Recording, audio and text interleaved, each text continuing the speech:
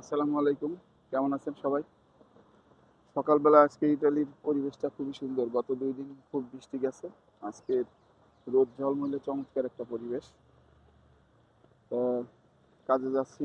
একটা কথা মনে পড়লো আপনাদের সঙ্গে শেয়ার করি। জীবনের হিসাব নিকাশ করি আসেন। সাধারণ একটা হিসাব নিকাশ। আপনি যদি ১০ মিনিট কোনো মাতালের সাথে বসেন, তাহলে আপনার মনে হবে জীবনে কোনো টেনশনই নেই। আবার ১০ মিনিট যদি কোনো সাধু বা দানবীরের সঙ্গে বসেন, তাহলে মনে হবে আপনার যা কিছু কামাই রোজগার আছে সব কিছু দান করে দেওয়া উচিত। আবার লাইফ ইন্স্যুরেন্সের সাথে যদি বসেন কোনো অফিসে বা বীমা কোম্পানির, মনে হবে আপনার জীবনের মরে যাওয়াই ভালো, বেঁচে থেকে কী লাভ। ২০ মিনিট যদি আবার নিতার সঙ্গ দেন, তাহলে মনে হবে লেখাপড়া করে কি করলাম, শুধু শুধু লেখাপড়া করছি।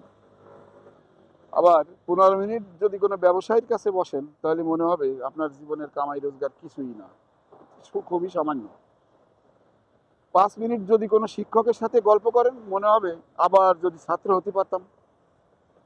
ঠিক তদ্রূপ ৫ মিনিট যদি কোনো দিনমজুর অথবা কৃষকের সঙ্গে বসেন, তাহলে মনে হবে যে কষ্ট কাকে বলে।